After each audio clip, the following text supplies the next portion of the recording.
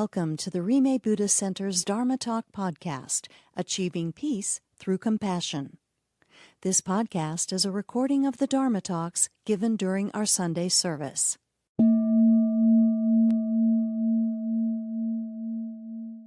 So let's start with something very simple. Our breath. You're already breathing right now, maybe without noticing it. Maybe with the kind of half-awareness that we often carry ourselves throughout the world with. But the breath doesn't mind. It keeps showing up anyway, like a loyal friend who never complains. And if you pause for a moment, if you follow one full breath, you notice something different. It's simple, but it's profound. Breath is the beginning and the end of life. It's our constant companion. It's also one of the oldest metaphors for what we call spirit or life force. And this is true all around the world. In Latin, the word for breath is spiritus. In Greek, it's pneuma. And in Sanskrit, the word is prana.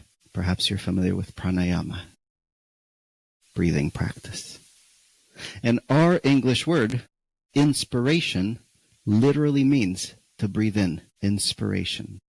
All of the words that have S-P-I-R in English are related to breathing, respiration, perspiration. Maybe you're feeling some of that right now. Imagine that. Every time you feel inspired, it's like life is filling your lungs with possibility. For thousands of years, people have connected the experience of being alive with the act of breathing. And that's where I want to begin. Because this is what I mean when I use the word spiritual. Now, I want to clarify for myself. When I say spirit, I don't mean soul. The Buddhist worldview doesn't include the idea of a soul that continues on after death. And that makes a lot of sense to me. That works for me. The notion of an afterlife or a soul that goes on is certainly meaningful for a lot of people. But I personally don't find it very helpful or necessary. And there is no place for it in the Buddhist view. So here we are. For me, spirit is as simple and as precious as breath.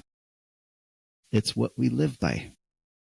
And just as breath ends when we die, what I call spirit ends too. Now, I realize that at first this might feel cold, even bleak. But to me, it's the opposite of that. It truly is. It is grounding and it's affirming. It means that this breath right now that you're breathing, this life, this moment matters infinitely more because it's finite. Isn't that amazing? You'll never have that breath again. It's gone. Out of all the billions of years of the universe, you and I get to take this very breath right now. Now, oftentimes, because of my job, I tend to think about these things a lot. I'm a hospital chaplain. And although I prefer to think of myself as a spiritual caregiver, it just doesn't quite roll off the tongue.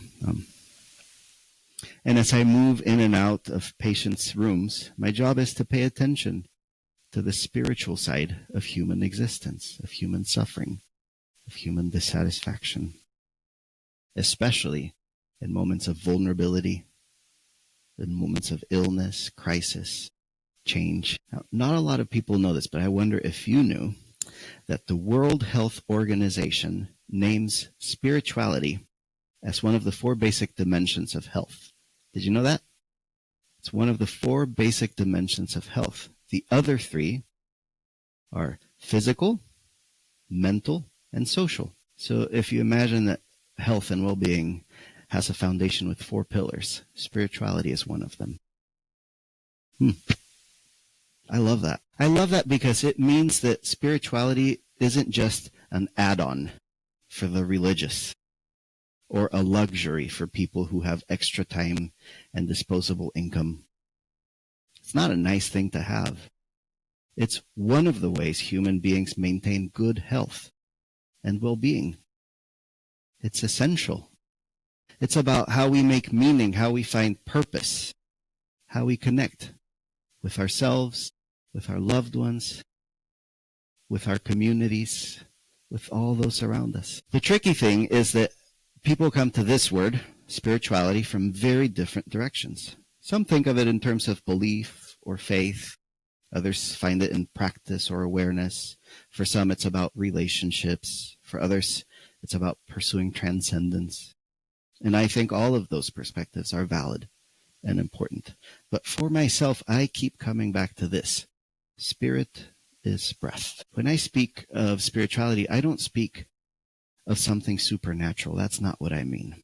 I mean the living, breathing dimension of being human. Spirit as breath, yes, but also as a metaphor for awareness, for meaning making, for telling our stories and making beautiful lives. It's what makes us more than just organisms surviving on this big rock hurling through space.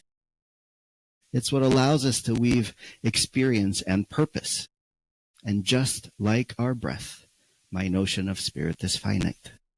It rises and falls. It begins and it ends. And that temporality is what gives it urgency. We can't afford to ignore it. It gives it beauty and it gives it power. It's meaningful because it ends. The Dharma doesn't ask us to cling to an eternal soul. Actually, it asks us to notice impermanence. Right? That is one of the conditions of life from the Buddhist perspective. It asks us to see how every breath begins and ends, to sit with the fact that nothing, no thought, no feeling, no life is promised beyond this moment. All things are impermanent. And instead of despairing at that, the Dharma invites us to see the beauty in it. This is the way it is, right? So you might as well enjoy it.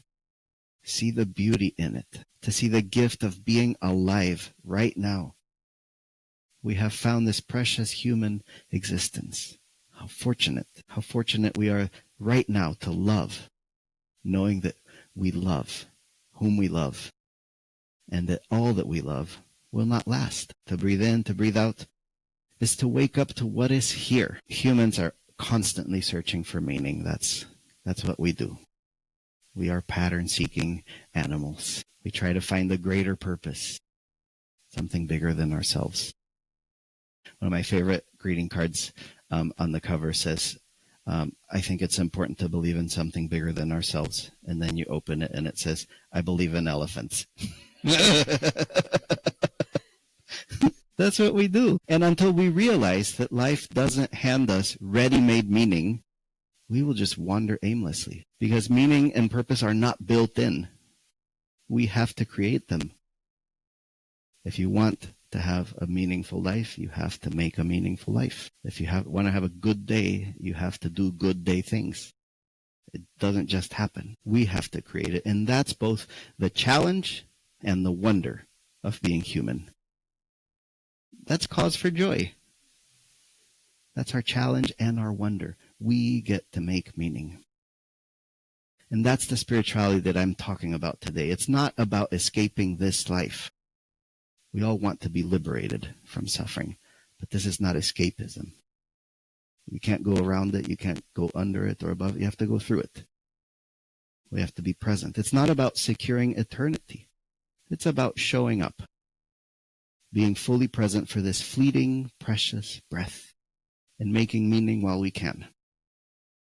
Now, if you ask 10 people what spirituality means, you'll probably get 15 different answers.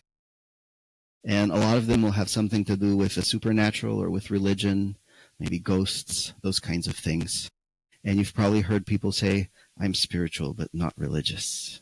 Maybe you've said it yourself. It may sound like a cliche, but I really think that there's something beyond the cliche, a real longing.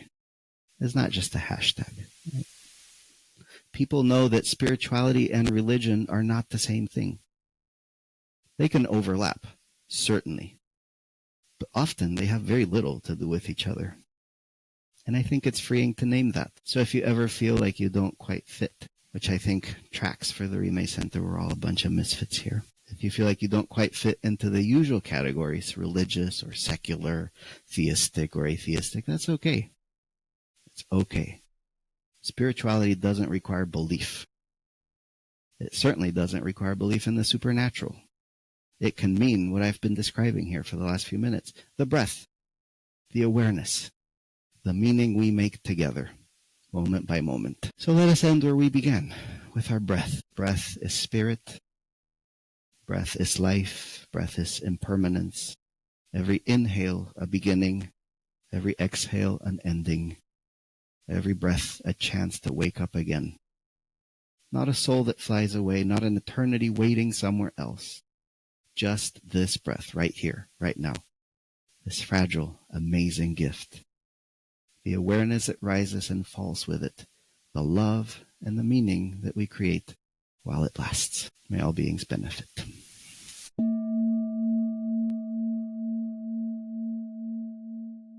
Thank you for listening to the Rime Buddhist Center's Dharma Talk podcast. Music was provided by Barefoot Bran Music. Please consider supporting the Rime Buddhist Center by making a donation at our website at www.rimecenter.org/donate.